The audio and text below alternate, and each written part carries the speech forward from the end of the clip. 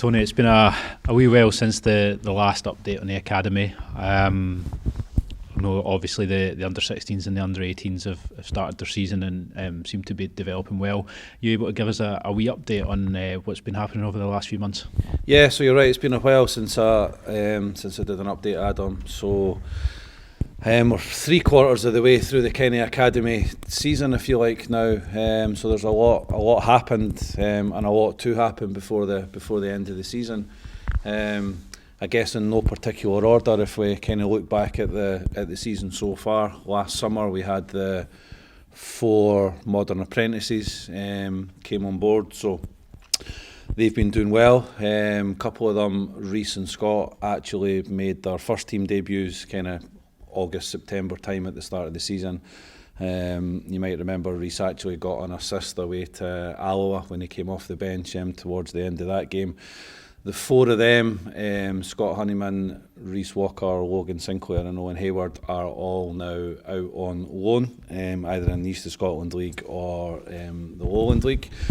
And they're all doing great, they're all doing well, they're all getting loads of minutes, good exposure to the adult game at a good level, playing in a competitive environment, playing for 3 points every week, playing in front of crowds, so that's great for their development, and they're still training with the first team every day. So in terms of their kind of first year as an apprentice professional, then that's gone great for the 4 of them. In terms of the 16s and the 18s, as I say, they're kind of 3/4 of the way through their league programme now. Both of them are doing fine. Both of them are competing well, which is what we would hope that they would do. We're kind of at that stage of the season now where it's March, where we're looking at the kind of recruitment side of things for next year's 16. So there's a lot of that going on just now, and then of course the current 16s merge with the under 18s come the summer, looking into next season. So we're going through that kind of process as well, which is always a difficult task when you're putting two kind of teams together and into one when age groups merge. So that's the kind of process that we've kind of started kicking off for now. But so always something happening, always recruitment going on, always games programs going on. But I'm pretty pleased with where we're at the moment with the 2 squads. On top of that, we have, for the first time in about 6 years, I think, off the top of my head, that we played in the Reserve Cup this season. So we had 3 fixtures in that. I think they were October, November, December, and we played three games in a group section against Dunfermline, Dundee United and Dundee. So again, that was a really good step forward for the club and the academy to help bridge that gap between academy football and first team football. And again, that was a really kind of good experience for the younger players. So there is all 3 reserve games were a mixture of first team players that maybe needed minutes or were coming back from injury or what have you.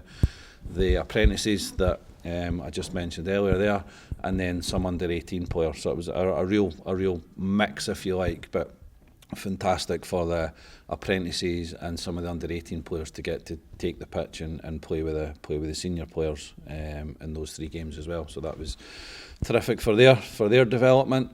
And I think at the back of that, we've probably had between them a couple of league games and the SPFL Trust Trophy. There's been a number of 18s have made the bench in a number of those games as well. So it's been really positive from that point of view as well.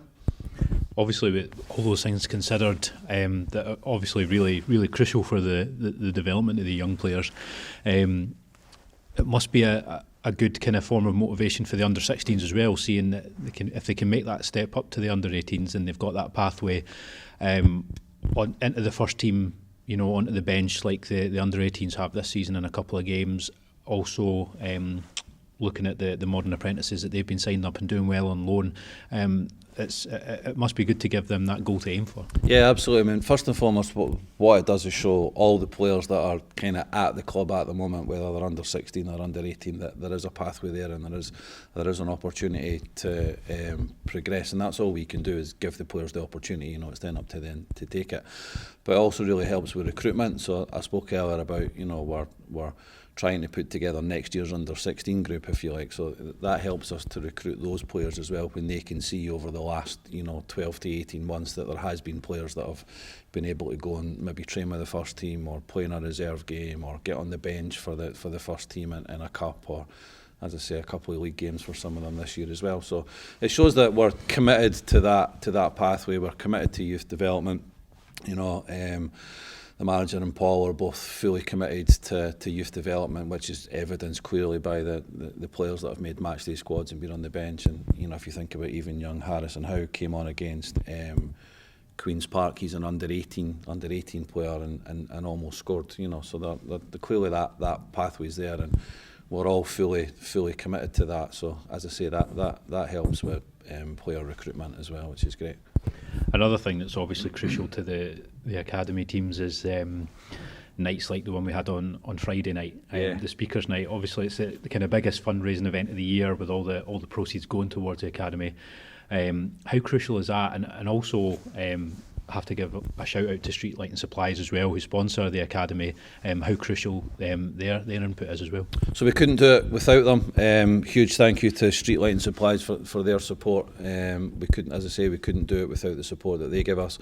And then nights like Friday are absolutely crucial. So the one last year, with the money that we raised at that allowed us basically to bring in the four modern apprentices. That's how much money we raised at last year's one. Friday night's one was fantastic. It was a great night. There was nearly 400 people there. I'm not sure how much we've kind of made from it yet, but I'm sure we'll get close to, if not even surpass what we made the previous year.